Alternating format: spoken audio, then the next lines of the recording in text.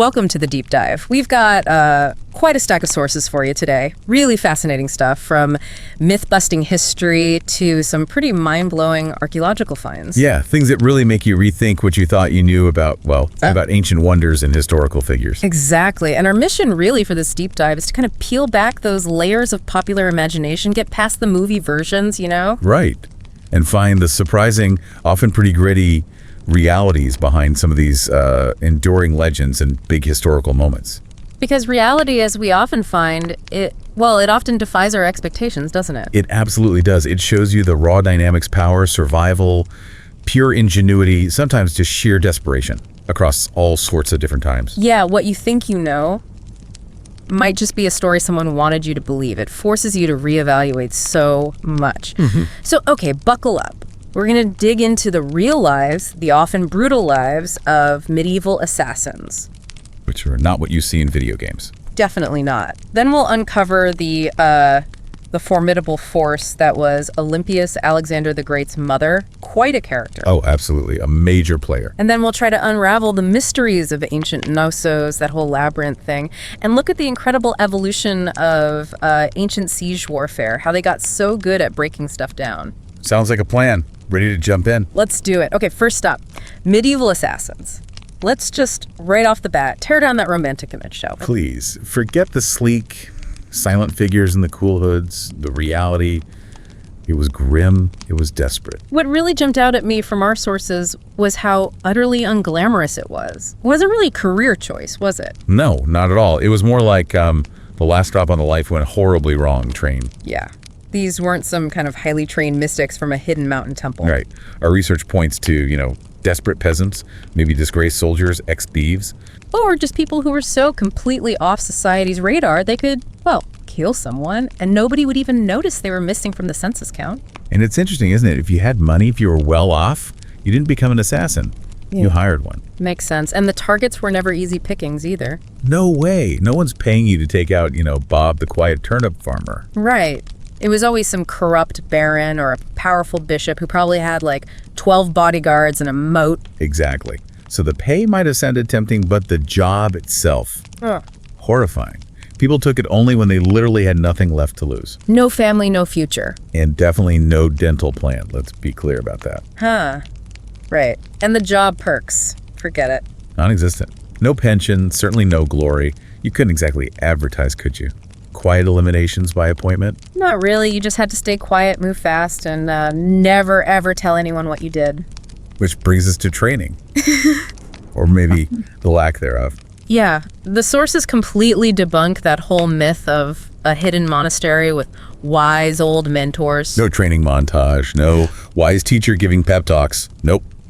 If you learned anything, it seems like it was basically by not dying the first few times you tried something. Pretty much. Most were just desperate amateurs. Maybe they had a decent sense of direction. Maybe they could climb quietly. That was about it. If you had military experience, okay, maybe you knew how to hold a knife properly. Right. But escaping afterwards, with both your kidneys still inside you, that usually came down to just, sheer luck, not skill. So no instruction manuals, no guild orientation meetings. No safety briefings. You didn't get taught the best escape routes from a noble's bedroom. You figured it out. Probably while hanging from a windowsill, terrified. And poison. That sounds like a nightmare. Oh, it was total trial and error with a heavy emphasis on the error part. So sometimes it worked. Sometimes. Other times, your target just got, mildly dizzy and suddenly very suspicious about his soup. Or worse, you drank the wrong cup. Exactly. And there was no medieval poison control hotline to call. Mentors. Our sources suggest they were incredibly rare. And probably didn't last long either, right? Assassins didn't exactly retire. They just disappeared. Yeah. One way or another. And your weapons. Also pretty basic, it seems. Yeah. Usually just a stolen dagger. Maybe a garrote if you were resourceful. Nothing fancy, nothing jingling. Success wasn't about finesse. It was about survival. Do it quickly, maybe sloppily, and then just vanish. Your education was brutal, practical, and offered absolute zero graduation ceremonies. Okay, so what about the money? That promise of, cold, heavy, jangly, deliciously spendable coin? Yeah, about that. It was rarely fulfilled, let's be honest. Why not? Well, think about it. Your clients wanted a one-time service, no paperwork, and ideally, no witnesses left alive. including you. So that half up front, half upon completion deal. That when the job is done part. Yeah. That was often just code for after we make sure you didn't screw it up or Right. survive long enough to tell anyone. Wow. So the clients themselves were a huge risk. Definitely. It was often cheaper for them to just put a knife in your gut than pay you a bonus. Grim. And even if you did get paid, it was never really enough, was it? Not for the risk you took, not for the blood. Not for the 3 days you spent hiding in a haystack covered in fleas and probably a fair bit of moral regret. Exactly. Plus, you had fake political traps, jobs that were actually just sting operations. And you couldn't exactly take them to medieval small claims court. Your Honor, Lord Edmund breached our assassin contract. Not going to happen. It all boiled down to a pervasive lack of trust. You learn very quickly. Trust absolutely no one. The job just shortened your life expectancy dramatically. Totally. And your gear. Forget those fantasy noggles with, like, retractable wrist blades and smoke bombs. Right. Your toolkit was basically whatever you could steal, sharpen, or hide under your rags without making noise. A good dagger was a lucky find. But it was just that simple, sharp, hopefully not too rusty. And poisons. Still unpredictable. Highly. Plant-based, mineral-based, maybe some questionable toad guts. Could cause anything from instant death to just, making the target vomit a bit. So assassinations were almost always up close and personal. Had to be. No time for elegant long-range shots. Yeah. And absolutely no backups if your dagger snapped or your poison didn't work. And the targets. Always important people, right? Right. Nobles, bishops, military officers. Sometimes even royalty. Yeah. And yeah, without exception, very, very hard to kill. Because they weren't just relying on personal bodyguards, they had layers of defense. Exactly. First, you've got the guards. Dozens of them. Armed, armored. Just figuring out their patrol patterns could take days. Then the castle itself, the architecture was defense. 8 houses. Murder holes. Those lovely ceiling traps. Fun. Moats, often filled with things that bite. Arrow slits. And yeah, the classic boiling oil. Imagine trying to sneak past all that. It's like a deadly obstacle course just to get near the target. How did anyone even manage? And don't forget the human network. The servants' cooks, scribes, stable boys. Their gossip traveled faster than anything. Right. Everyone knows everyone's business in a castle. And finally, the target themselves. They were paranoid. And rightfully so. Surrounded by rivals. So they took precautions. Constantly. Food tasters, Oh. multiple locks on doors, sleeping in decoy beds, rotating which room they slept in each night. Getting close could take weeks. Weeks of posing as someone else, bribing guards, maybe hiding in a barrel. All of the above. And then when the moment finally came, you had one shot. One precise, perfect, non-squeaky, non-bloody, vanish like a ghost moment. High stakes. And the disguises. Not exactly high fashion, I take it. No, forget the cool, mysterious look. In reality, you probably just look like a sick goat herder with something shady to hide. So scavenged peasant rags, oversized monk robes, smelly guard uniforms maybe. Pretty much. The goal wasn't to look good, it was to blend in by looking unremarkable. Unwashed, maybe limping, looking malnourished. A nervous twitch probably helped. No cool masks then. Masks just made you look like a leper, drew more attention. Your disguise bought you maybe 5 minutes of confusion, tops, and forget having backup. Life was utterly solitary. No team, no trusty sidekick, no gadget guy in a secret lab. Just you, a rusty dagger, and crippling trust issues. Reliable guilds. Nope. So isolation was actually a survival tactic. Absolutely key. Yeah. The fewer people who even knew you existed, the longer you were likely to live. Companionship was laughable. Friends asked questions. Lovers noticed scars. Even other criminals kept their distance. Yeah, assassins were seen as walking liabilities. Too risky to associate with. So you kept everything bottled up. Your secrets, your scars. To yourself. At an inn, you sat in the darkest corner, nursed one drink, never stayed long, always used a fake name. Yeah. Perfecting the art of just vanishing. Okay, but what happens if you failed? This wasn't like getting a bad performance review, was it? Not even close. Failure meant death. Usually a public, painful, and frankly, wildly theatrical death. Ropes, fire, the breaking wheel. They got creative. And instantly, you're a wanted man. Description posted everywhere, maybe a crude sketch. Exactly. And your client. They'd turn on you in a heartbeat. You were now a liability who knew too much and could be tortured for information. No second chances. Failure was absolute. And shameful too, right? You failed to be invisible. You failed to be perfect. Now success. That didn't mean you got to relax either. Success meant Run for your life. Immediately. No victory lap. No celebrating back at the hideout. You were hightailing it through back alleys, probably with someone's blood still on your boots. So exit plans were everything. Absolutely crucial. You needed pre-planned routes, backup disguises, maybe safe houses, a boatman you could bribe, because the city would go on lockdown fast. And the client who hired you, still a threat. Often, yes. They might vanish to ensure plausible deniability, or worse, send another assassin to clean up loose ends. Success meant you knew too much. So even after succeeding, you're still running. Weeks of hiding, more bribing, shaving your beard in the dark, using yet another false name. Success didn't mean survival was guaranteed. It just meant starting the whole terrifying game over again, probably in a new city. And retirement, was that even a concept? Not really.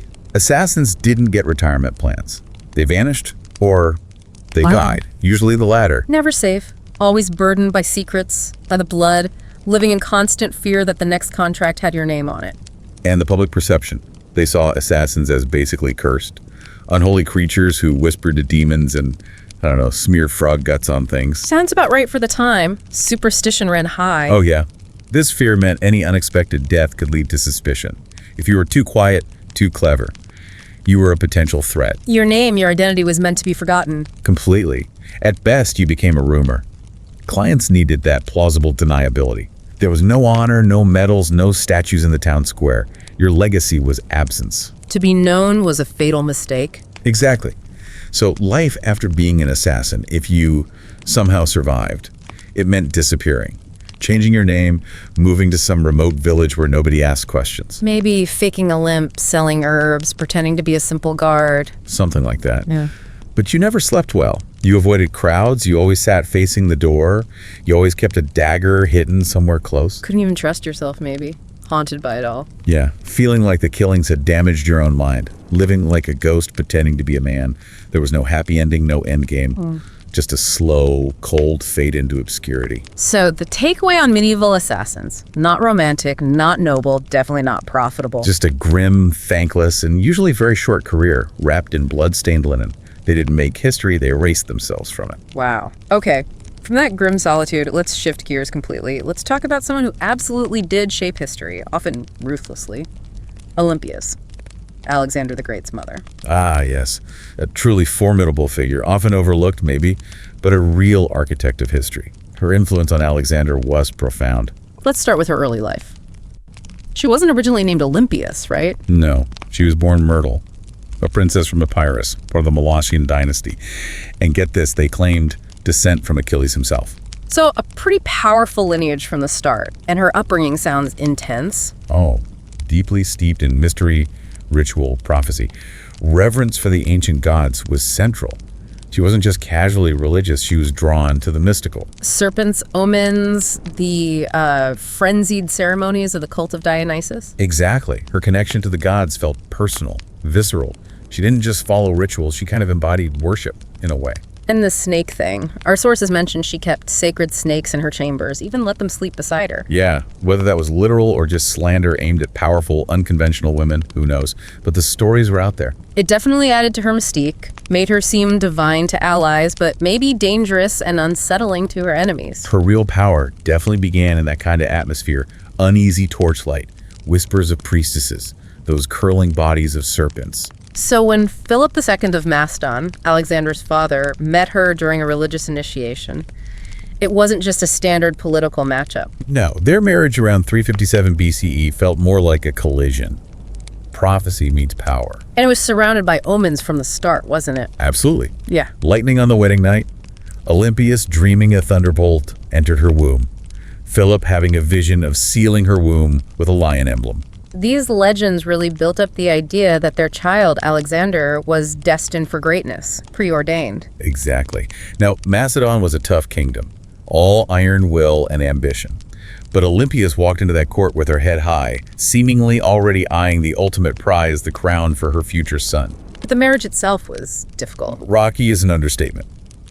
Philip was famously polygamous. He collected wives like trophies, mostly for political alliances and consolidating power. And Olympias wasn't content to be just one wife among many. Not a chance. Nah. She refused to be sidelined. She maintained her own court, her own alliances, and constantly consulted oracles about her future, about Philip's fate. Even Alexander's birth was wrapped in this celestial drama. But the cracks in the marriage were widening. Deepening, definitely. Yeah. Olympias deeply resented Philip's other wives, especially Cleopatra Eurydice, who was crucially Macedonian-born. That made her and any potential sons a direct threat to Alexander's succession. So Olympias saw the palace not as a home, but as a battlefield. Precisely. And she used every tool at her disposal: snake dreams, rituals, whispered threats, political maneuvering to secure Alexander's path to the throne. By the time Alexander was a teenager, things were really tense. The Macedonian palace was basically a war zone. Veiled insults, constant political jockeying, bitter rivalries simmering just below the surface. And Philip was pulling away from Olympias, listening more to his Macedonian advisors. Yes, and the final straw, the real blow, was Philip's marriage to Cleopatra Eurydice. Her uncle, Attalus, was one of Philip's top generals. Olympias saw this as A declaration of war, an open move against her son's legitimacy. And then that infamous incident at the wedding feast. Right. Attalus, drunk, basically questioned Alexander's legitimacy, implying he wasn't fully Macedonian because of Olympias. Alexander, furious, stormed out. And Olympias left Macedon too, went back to Epirus. She did. It was a strategic exile. Back in her homeland, she could gather support, rally allies, and basically watch Philip's court, hoping it would rot from within. And then the unexpected happens. Philip is assassinated. At his own daughter's wedding, no less, in 336 BCE. Suddenly, the question hanging in the air was, who did it? Lots of suspects, I imagine. Oh yeah. The actual killer was a bodyguard named Pausanias, who had his own grudges. But theories swirled court intrigue, maybe Alexander himself or Olympias.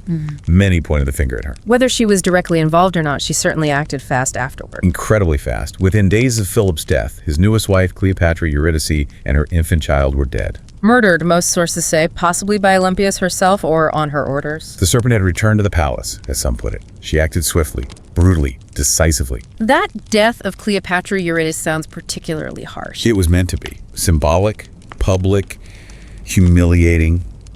Reports say she was forced to hang herself, and her infant daughter was murdered, possibly thrown onto a burning pyre. No mercy shown whatsoever. Olympias clearly understood that mercy in that world was a liability. Exactly. And a rival heir, no matter how small, represented a future war waiting to happen. So she paved the way for Alexander. She effectively engineered his smooth succession, threatening generals who might oppose him, flattering nobles, quietly removing potential enemies. She cleared the path. Did Alexander approve of this brutality? Sources suggest he disapproved of the methods, the sheer violence of it, but he didn't stop it. He recognized, perhaps, that power sometimes demands blood. Once Alexander was king, did her role change? It shifted from open, brutal strikes to more whispered influence. She became his spiritual guardian, in a sense, especially during his long campaign in Persia. Sending him sacred relics, consulting oracles for him, performing rituals for his success. Yes. And her letters to him weren't just motherly advice. They were like political briefings, laced with prophecies and often venom. Criticizing his choices. Oh, constantly. His companions, his adoption of Persian customs, his wives, especially Roxana, even his flirting with the idea of being a god himself. Stuff nobody else would dare say to Alexander the Great. Exactly. She also developed a deep resentment for Antipater, the regent left in charge back in Macedon.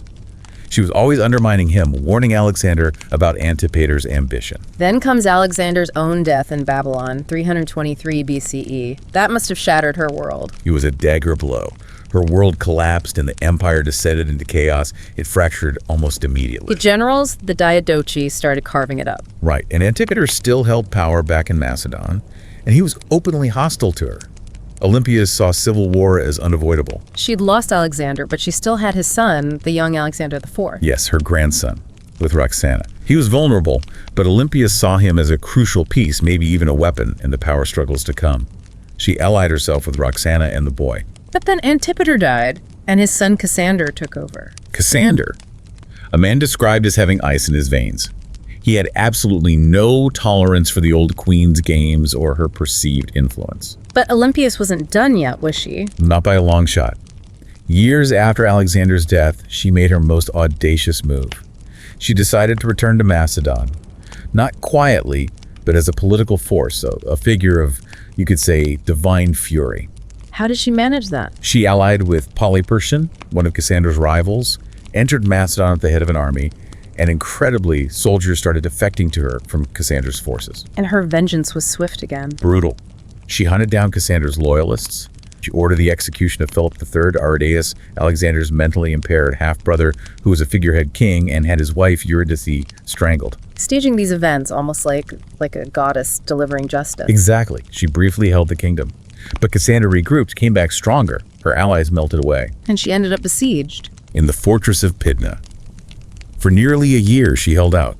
Sources say she endured it like a statue carved from divine wrath, maintaining this unshakable presence. Cassandra was wary of attacking her directly because of her reputation, the myth around her. He was cautious. He even offered her terms of safe passage if she surrendered. She knew better than to trust him, of course. But eventually, her garrison couldn't hold out. No. They broke, and she was handed over. Cassander, cleverly perhaps, didn't execute her himself. He turned her over to the families of the people she had executed. Giving them their revenge. Yes. But even then, when the executioners came, legend says no one dared strike the first blow. Her regal presence, the sheer force of the myths surrounding her, the mother of Alexander the Great, it paralyzed them. So Cassander had to. He had to send in foreigners, outsiders who weren't awed by her status, to finally strike her down. Her death really marked the end of Alexander's direct bloodline holding power, didn't it? It did. She died there in the dust, unarmed, abandoned by her allies. But history remembers her, doesn't it? Because she went down hissing. She was undeniably one of the architects of Alexander's rise. Absolutely. Without her, no myth of the divine child destined for greatness, no powerful rituals reinforcing his legitimacy, no ruthless purging of rivals early on. Her battlefield was different from Alexander's. Subtler, maybe colder. Poison goblets, political marriages, manipulating priestesses and oracles. She understood the power of fear, yes, but maybe even more. She understood the power of belief. History has often vilified her murderer, witch manipulator. And, well, our sources suggest they weren't entirely wrong about her actions. But she was also a product of an incredibly brutal world. Mercy was a luxury queens in that era simply couldn't afford if they wanted their lineage to survive. She definitely haunted Alexander's legacy like a phantom. Never irrelevant. The woman who wrapped herself in prophecy, slept beside snakes, and, in a way, outlived gods. Her legend certainly endures. Okay, from the intense human drama of Olympias, let's pivot again. Let's look at human ingenuity, both in creating amazing structures and, well, in figuring out how to destroy them. Knossos in ancient siege warfare. Seems like a jump, but there's a connection there, isn't there? Yeah. About legacy, mystery, and human skill. Exactly. Both leave behind these powerful, sometimes mysterious legacies, blurring the lines between fact and legend. Let's start with Knossos, the labyrinth's true nature. Right. Knossos on Crete. When you see the ruins today, it feels different, almost like a dream, or maybe a half-remembered map. Stone corridors snaking around, rooms twisting back on themselves, staircases that just seem to end in midair. Built way back around 1900 BCE and expanded over centuries. It wasn't just a palace, was it? It was like an entire city under one roof. Huge. Covering something like 150,000 square feet, Yeah. over 1,000 rooms. It had everything. Light wells bringing sunshine deep inside, massive storage areas, shrines, workshops. And incredibly advanced features for the time. Maybe the first flushing toilets, running water, multi-story apartments, air circulation systems. Yeah, it was an absolute architectural masterpiece. Imagine being an ancient visitor, someone from a less sophisticated place, walking into that. It must have felt like magic. And the man who really brought it back to light was Arthur Evans, the British archaeologist. In the early 1900s, he excavated the site and became completely convinced this was the origin of the Greek myth of the labyrinth. Because the layout was confusing. Incredibly disorienting. The architecture was so symbolic too, and everywhere you looked, bull motifs. Bulls were clearly sacred to these people, who Evans named the Minoans after the mythical king Minos. But here's the twist, right? The big reveal from our deep dive. Yeah. Despite Evans's conviction, no literal labyrinth like an underground maze has ever been found there. No bones of a half-man, half-bull monster. So the palace itself was the labyrinth. That's the prevailing theory now. The city, designed in these complex loops, wings, and layers, was deliberately difficult to navigate. That was the labyrinth. But the myth is so powerful. The Minotaur, half man, half bull, trapped inside, needing Theseus and Ariadne's thread to defeat it. And King Minos demanding that tribute from Athens, 7 boys and 7 girls every year to feed the beast, a punishment from the gods. The ancient Greeks clearly saw Crete as this wealthy, powerful, slightly terrifying, mysterious place. Definitely. The Minoans seemed elegant, maybe a bit alien to them, with their strange rituals like bull leaping depicted in their art. So the myth might be a reflection of something real. Maybe Crete's political dominance over the Aegean. Could be. The labyrinth symbolizing political entrapment, maybe. Or the Minotaur representing the raw, untamed power of Crete. Or even deep psychological urges. And the bull was central to Minoan culture, no doubt about it. This Minoan civilization, flourishing from around 2600 down to 1400 BCE, it was one of Europe's earliest, truly advanced societies. And they ruled differently, it seems, through trade, art, and this incredible command of architecture, not through massive armies and conquest. Their trade network was huge, reaching Egypt, Mesopotamia, the Levant, maybe even Spain. They built relationships, it seems, more than they built empires through force. And their art is so distinctive, celebrating nature, animals, fluid human movement. Not scenes of war or divine punishment like you see elsewhere. Instead, you get dancers, dolphins, those amazing bull leapers, and powerful goddesses, often bare-breasted, holding snakes, symbols of fertility, transformation. What's also striking is that Knossos, this huge complex, didn't have massive defensive walls like other ancient cities. Which suggests they felt pretty secure. Maybe their navy controlled the seas, maybe their reputation was enough, or maybe island life just felt safer. They built upwards multi-story buildings, had colonnaded courtyards, advanced plumbing that was centuries ahead of its time. And yet, there's so much we don't know. Their main writing system, Linear A, still undeciphered. Leaving their beliefs, their social structure, much of their daily life a mystery, Knossos itself feels like a language of symbols. It really does. The frescoes, the carvings, the patterns everywhere, art showing nature, dolphins, lilies, birds, and depicting these complex rituals. The most iconic symbol being the double axe, the labyrinth. Found everywhere. Believed to be religious, possibly linked to a female divinity, which leads to that interesting theory. Maybe labyrinth just meant house of the double axe. And those stylized bull horns, the horns of consecration? Clearly marking sacred spaces. Even the layout itself might have symbolic meaning. A spiritual journey, maybe. Cosmic patterns. We just don't know for sure. Which leads to the big question. How did it all end? Around 1400 BCE, this magnificent palace complex was just abandoned. Yeah, the end is as mysterious as its existence. There are a few main theories. One involves nature. The Thera eruption. Right, the massive volcanic eruption on Santorini, probably around 1600 BCE. It could have caused devastating tsunamis, ash clouds that choked crops, earthquakes shaking foundations across Crete, weakened them significantly. Another possibility. War. Yes, the rising power of the Mycenaeans from mainland Greece. Around 1450 BCE, they seem to have gained influence, maybe even conquered Crete. There's evidence Knossos was reoccupied for a time, but the culture changed. Art became more warlike. Linear A script was replaced by Linear B, which was used by the Mycenaeans. Exactly. Or maybe it was internal collapse, civil unrest, political instability, the ruling elite just failing somehow. But the physical evidence doesn't show a huge, violent destruction. Not really. There's little sign of widespread burning or slaughter right at the end. It feels less like it fell with a scream, more like it fell with a whisper.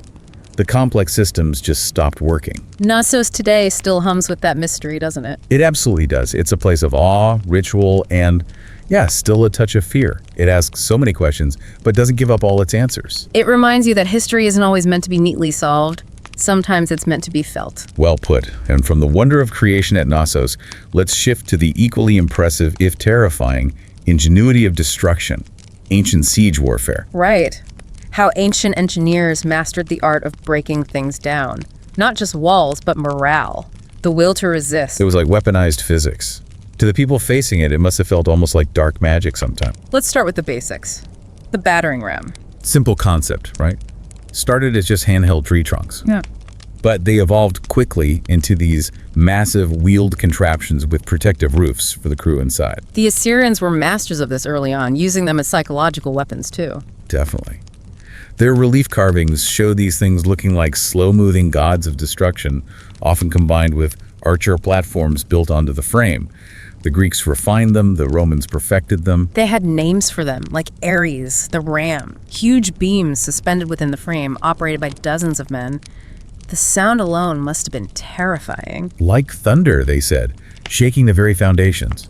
but they required serious teamwork, and they were vulnerable to counterattacks from above. Okay, so if the ram is the brute force at the gate, what about attacking from a distance? Catapults. Ah, the catapult. The tactician of siege warfare, the first real artillery. And just as much about launching psychological dread as launching projectiles. They came out of the Greek world around the 4th century BCE. Yeah. Dionysius of Syracuse is credited with commissioning the first torsion-powered catapults using twisted bundles of sinew or animal hair for tension. Incredible power. 2 main types, basically. Right. You had the ballista, which was essentially a giant crossbow firing huge bolts or darts, and then the stone-throwing catapults, like the onager. The Romans took these and ran with them, made them more powerful, even portable. They did. Capable of throwing 60-pound stones with enough force to shatter gates or walls. But catapults weren't just about breaking stone, they were about breaking minds. Launching. Unpleasant things. Oh, yeah. Corpses to spread disease and terror. Severed heads of captured enemies as a gruesome message. Flaming projectiles, pots of burning pitch to cause chaos and fire within the walls. Spectacle and terror combined. But they had limitations. They were heavy, needed skilled crews, sensitive to terrain. Still, they could batter cities from a distance for days on end. Then comes the next evolution. The trebuchet. The trebuchet. Yeah. Majestic in a terrifying way. The undisputed king of medieval siege warfare. When a trebuchet showed up, the message was clear. Your walls mean nothing. How did it work differently from a catapult? It used gravity. Instead of torsion, it had a huge counterweight on the short end of a long, swinging arm. When the counterweight dropped, it whipped the long arm up and forward, launching the projectile in a high arc. Where did this idea come from? Origins might be in Chinese traction, trebuchets using manpower to pull ropes much earlier, but the big counterweight version really emerged around the 12th century, maybe through Byzantine or Muslim intermediaries. And the power was incredible. Astonishing. A large trebuchet could launch projectiles weighing 300 pounds or more over distances of 300 meters. And because of the high arc, could lob those projectiles over the walls, hitting buildings, courtyards, supply depots inside the city. And they threw all sorts of things too. Everything imaginable. Huge stones, of course, diseased animal carcasses, burning pitch, quicklime, even gruesome messages. The psychological horror was immense. You mentioned Warwolf at Stirling Castle. Yeah, Edward I monster trebuchet. Apparently the Scots garrison surrendered just seeing it assembled before it even fired a shot. That's psychological warfare. But they were slow to build and reload. Very huge logistical effort. But their sheer destructive power and range were unmatched for centuries. Okay, so rams, smash gates, catapults, and trebuchets bombard from afar. What about getting soldiers over the walls? Siege towers. Right, the more personal approach. Yeah. Rolling right up to the enemy's front door, essentially. These were basically wooden skyscrapers on wheels. Covered in wet animal hides to protect against fire arrows. Bristling with archers. Exactly. Part armored personnel carrier, part mobile fortress. The Assyrians used early versions way back in the 9th century BCE. The Greeks and later Hellenistic kingdoms built enormous ones. Like Demetrius's Hellepolis' taker of cities at the Siege of Rhodes, 9 stories high. Over 100 feet tall, though apparently it was so massive it broke down. But the principle was sound. Bypass the lower walls, get your attackers onto the battlements. But they were vulnerable too, right? Definitely. Slow moving, could get stuck in mud or ditches, vulnerable to fire, large rocks rolled down from the walls, defensive traps built specifically to stop them. And then there's the sneakiest method. Yeah. Tunneling, sapping. The dark art of siege warfare. Defeating a city by literally removing the ground it stood on. How did that work? Digging tunnels under the walls. Precisely. Digging underneath the foundations, propping the tunnel up with timber supports as you went. Once the tunnel reached a critical point under the wall or a tower. You set the timbers on fire. Exactly. The supports burn away, the tunnel roof collapses, and hopefully this section of wall above comes crashing down with it, creating a breach. An ancient technique. Very old. Used by Assyrians, Greeks, Persians, medieval armies, it was painstaking, dangerous work. And defenders could countermine, dig their own tunnels to intercept the attackers. Yes, leading to these absolutely terrifying underground battles fought in pitch darkness with knives and picks. A true nightmare scenario. King John used pig fat at Rochester Castle. In 1215, yeah. Apparently, he tunneled under a tower, packed the tunnel with wood and the fat from 40 pigs, and lit it. The intense fire collapsed the tower. Resourceful, if gruesome. Required time, tons of labor, and probably, yeah, bit of madness. Of course, the defenders weren't just sitting ducks, they had counter tactics. Oh, absolutely. The Byzantines had their famous Greek fire. Like ancient napalm, burned on water. Exactly. A closely guarded secret weapon terrified their enemies for centuries. Then you had boiling liquids. Poured from those murder holes in gatehouses and towers. Water, sure, but oil was nastier because it clung. Hot sand was surprisingly effective too. Got inside armor, caused horrific burns, Simple gravity was a weapon too. dropping huge stones, logs, even dead animals onto attackers below. And traps hidden pits near the walls, drawbridges designed to collapse, spiked barricades. The goal was just to hold out, delay and wear down the attackers. Delay, attrition, make the siege too costly, too long, hope for relief or for the attackers to give up. What really comes through in all this is the psychological element. It wasn't just about physical destruction. Not at all. That was maybe half the goal. The other half was pure psychological domination. The weapons themselves were symbols. Massive, creaking, sometimes flaming symbols of inevitable doom rolling towards you. Yeah. The Assyrians paraded their engines. The Romans built imposing camps right in view of the city walls. Siege was theater, and fear was a huge part of the script. And the payloads carried messages. Severed heads, diseased corpses. Exactly. Spreading panic, disease, despair. Like the Mongols catapulting plague victims into Kaffa, possibly sparking the Black Death in Europe. Even the sounds were weapons. That ominous creak of a trebuchet winding up. The relentless, rhythmic thump, thump, thump of a battering ram. Or sometimes that heavy, terrifying silence just before a volley hit. The goal was to break their spirit, convince them resistance was futile. When that mental dam finally cracked, when despair set in, that's often when the gates opened without the walls needing to be breached. Gunpowder changed everything eventually, didn't it? It rendered these traditional engines mostly obsolete, yeah. Cannons could do in seconds what a trebuchet might take hours to achieve. But the principles didn't vanish. Modern artillery still owes a debt to them. Physics, trajectory, applying force. Absolutely. And military psychology, the idea of shock and awe, you could trace its roots right back to ancient siege tactics, making a terrifying show of force. You see the legacy in the ruins, Masada, Constantinople, countless castles across Europe, scars left by these engines. And in a way, siege warfare hasn't vanished, has it? It's just gone digital sometimes. Cyber warfare, firewalls, economic blockades, media blackouts. The spirit of isolating, pressuring, and breaking the will of an opponent remains. So as we wrap up this deep dive, it really hammers home that point. History is rarely as simple or clean as the stories we like to tell. Definitely not. Behind the grand legends, the romantic notions, you find the messy, often desperate, sometimes brilliant, frequently brutal realities of human ambition and survival. The medieval assassin's grim, anonymous struggle. Olympias's ruthless shaping of a dynasty, playing the long game with prophecy and poison.